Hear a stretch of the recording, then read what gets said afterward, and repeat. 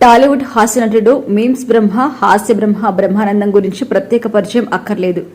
తెలుగులో top comedian గా ఆయన కొనసాగుతున్నారు. ఆయన వెండితెర మీద కనిపించాడు అంటే నవ్వులు పుయ్యాలంతే.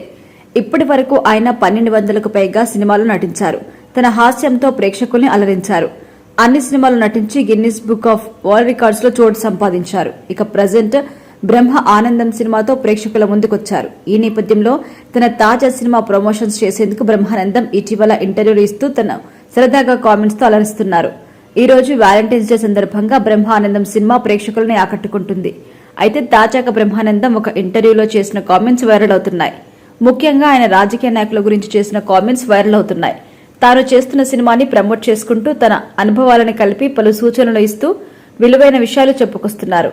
ఈ సమయంలో తాజాగా చంద్రుడి వెన్నెలను సముద్ర కెరటాలను పోలుస్తూ ప్రస్తుత సమాజంలో రాజకీయ నాయకుడు ప్రజలు కార్యకర్తలకు మధ్య ఉన్న బంధాన్ని చెప్పుకొచ్చారు.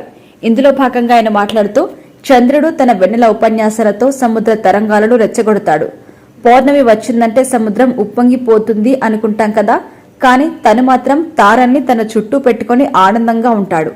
రాజకీయ నాయకుడు కూడా వచ్చి ఉపన్యాసం ఇవ్వగానే మన కుర్రాళ్లు వెళ్లి అవి తగలబెట్టి ఇది చేసి కిరసనాయిలు ఒంటిపై పోసుకుని తగలబెట్టుకునే విధంగా వాళ్ళను రెచ్చగొడతారు.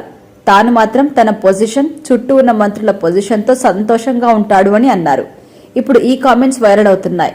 ఈ సందర్భంగా పలు సంఘటనలు గుర్తు చేసుకుంటున్నారు నెటిజన్లు. ఈ వ్యాఖ్యలు నెటిజన్ల మధ్య చర్చానీయాంశంగా మారాయి. ఆయన చేసిన సంచలన వ్యాఖ్యలు ప్రజల మధ్య విస్తృతం చర్చలకి దారితీసింది. బ్రహ్మానందం మాటలు నిజమే అంటూ కొన్ని సంఘటనలు రాజకీయ ప్రస్థానాలు గుర్తు చేసుకుంటూ నెటిజన్లు తమ అభిప్రాయాలు వ్యక్తం చేస్తున్నారు.